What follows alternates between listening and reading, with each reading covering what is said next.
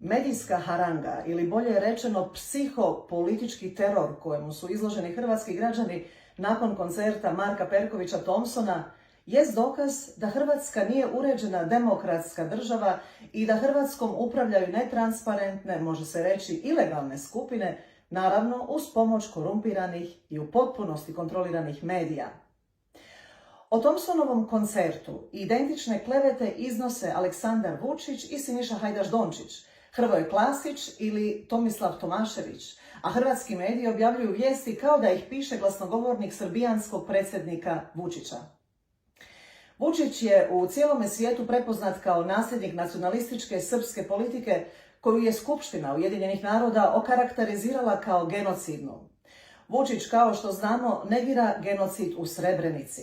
Kako je onda moguće da hrvatski mediji imaju iste stavove kao negator dokazanog genocida u Srebrenici?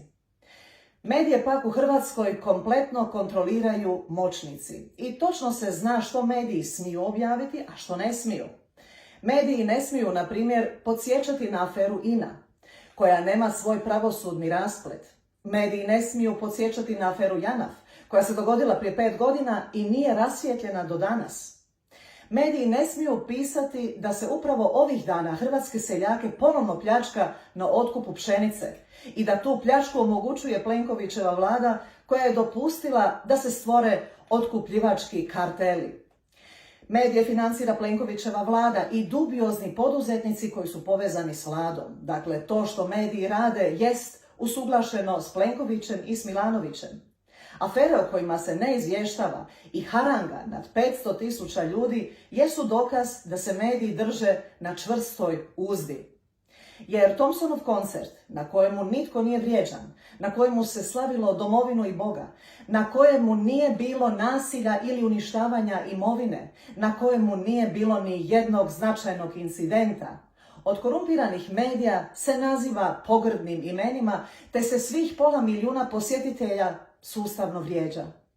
Zajednički nazivnik moćnika koji vrijeđaju posjetitelje Thompsonovog koncerta, koji inače teroriziraju i kleveću i hrvatske građane, jest mržnja prema svemu hrvatskome i neprihvaćanje demokratskih vrednota, kao što su neovisno pravosuđe i sloboda medija. Mediji ovih dana izmišljaju nekakve ustaše, kleveću Hrvatsku pred svijetom i sebe nazivaju antifašistima, a djeluju upravo kao izvorni fašisti. Jer dijeliti ljude po njihovoj regionalnoj ili nacionalnoj osnovi, imovinskom ili socijalnom stanju jest fašizam, a to upravo rade mediji kada se omalovažavajući odnose prema Hercegovcima, Bosancima ili, kako kažu, krezubim seljacima. Sve su ovo naravno fašistoidne izjave, a koje rabe ti samozvani antifašisti. Ako se nekoga ponižava na temelju mjesta njegova rođenja, onda to jest čisti fašizam. Posljednjih nas godina mediji često izvještavaju kako na različitim skupovima u europskim gradovima i športskim skupovima i na zabavnim, kao što su koncerti, dolazi do incidenata koji nerijetko imaju i smrtne posljedice. Tako je na dočeku francuske nogometne reprezentacije 2018. godine, kada je Francuska osvojila prvo mjesto u nogometu na utakmici s Hrvatskom, bilo nekoliko mrtvih u glavnom gradu Parizu. Na dočeku naših vatrenih u Zagrebu te 2018. godine bilo je oko 500.000 ljudi na dočeku i nije bilo doslovno ni jednog incidenta, a kamoli ozlijeđenih ili mrtvih osoba. Identično kao i doček 2018. godine protekao je i koncert Marka Perkovića Thompsona prošle subote. Dakle, najveći koncert na svijetu, 500.000 posjetitelja i ni jedan incident. Ovo jest rijetko viđeno čudo. Jesu li ova dva navedena događaja dokaz da su hrvatski građani iznimno pristojni i uljuđeni? Jest. Bi li se svaki drugi narod dičio ovakvim ponašanjem? Pa naravno da bi. Ali u Hrvatskoj se događa upravo suprotno. Hrvate se vrijeđa, kleveće i izmišlja, a to čine mediji koji postoje isključivo jer ih kroz korupciju financiraju političari i to poreznim sredstvima upravo tog naroda koji je izložen sistematičnom vrijeđanju.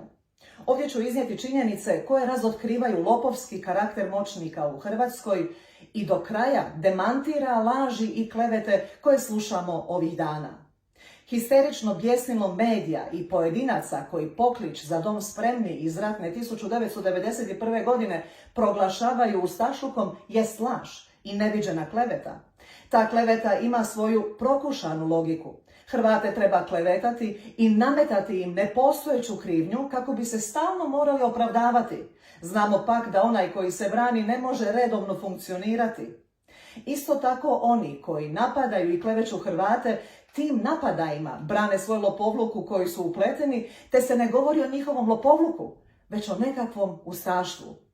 Tom blačenju Hrvati su izloženi već 80 godina od strane velikosrpskih ideologa. Ali to i nije čudno, jer Srbija već desetljećima živi u svojemu nacionalističkom ludilu i nikako da se suoči sa svojom prošlošću.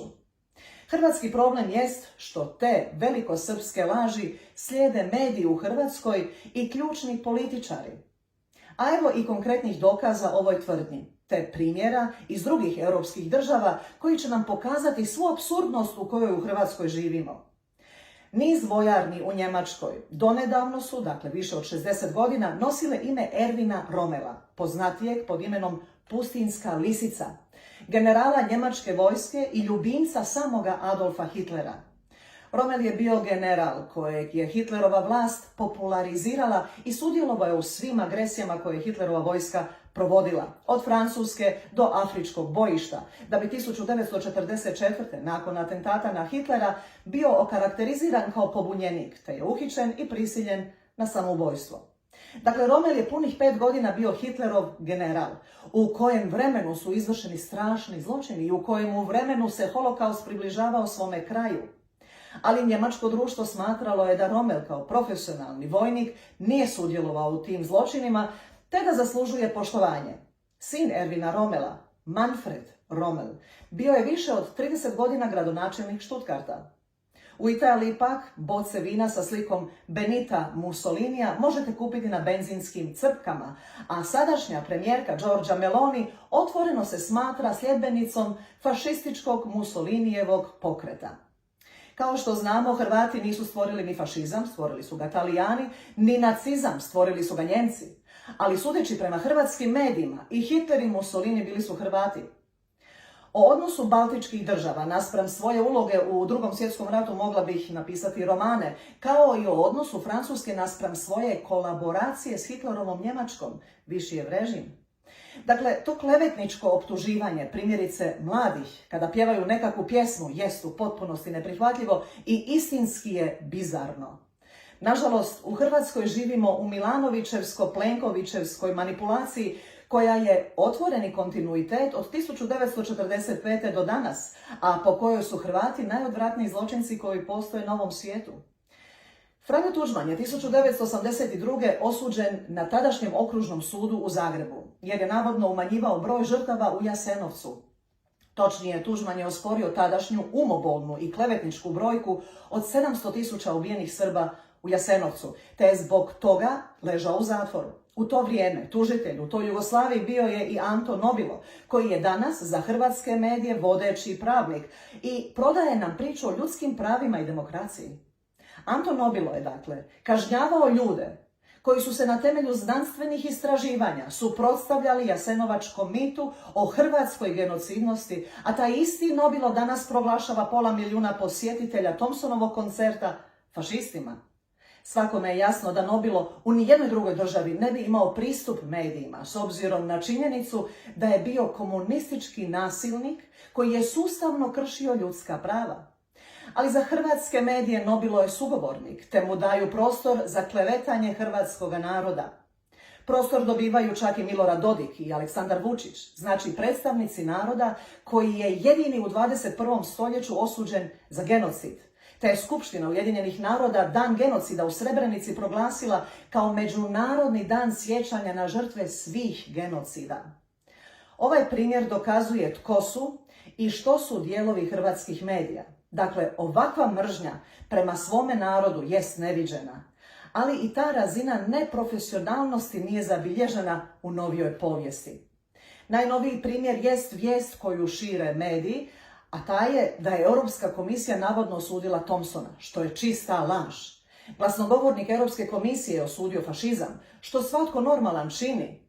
Ali na Thompsonovom koncertu nije bilo fašizma, niti je Thompson fašist. Thompson se 1991. godine borio protiv srpskog fašizma, dakle on je istinski antifašist.